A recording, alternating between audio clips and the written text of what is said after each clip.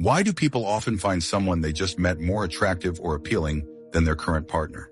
Today, let's talk about a very real, but often overlooked, psychological phenomenon. Don't romanticize the road not taken, and don't idealize someone just because they're new. Almost everyone in a relationship or marriage will, at some point, experience this moment. You suddenly feel like there's someone out there who's better than your partner in every way, more understanding, more gentle, more interesting. But here's the thing, that perfection is rarely real. It's a filter your mind applies, a form of idealization and projection. In psychology, there's even a term for this, the current partner problem. It refers to our instinctive tendency to overvalue the new people, new jobs, new cities, and undervalue what we already have, our partner, our job, our life. For example, when you've been with someone for a long time, everything about them can start to feel irritating. You might even catch yourself thinking, how did I ever choose this person? The same goes for work. You might assume other opportunities are better and feel tempted to quit or make a change. But in reality, it's not that your current situation isn't good enough.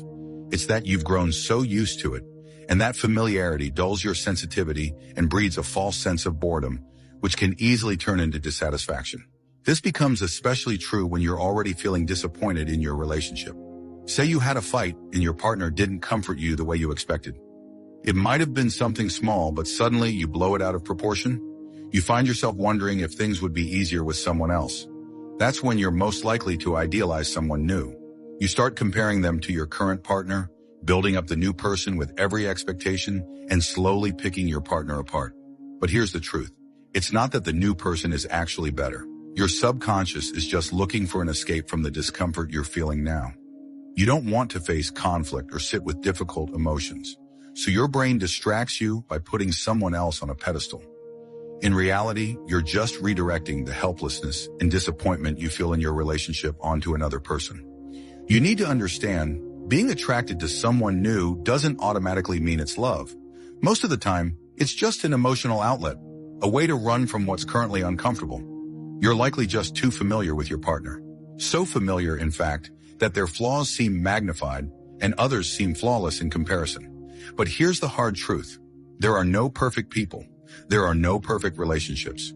If you're someone who constantly chases novelty and your first instinct is to leave when things get hard, you'll never find real love or true emotional nourishment. Maturity isn't about finding someone better. It's about becoming better within the relationship you're already in. So next time you're drawn to someone new, remind yourself, don't be so quick to disguise novelty as love. Because if you swap out the person or the place, but don't address the root issues, those same problems will show up again. The real issue was never about them. It's about the parts of yourself you haven't worked through. So don't rush to run. Don't always look for the shortcut. Learn to appreciate the relationship you have and use it as a space to grow. That's the only path that truly gives back.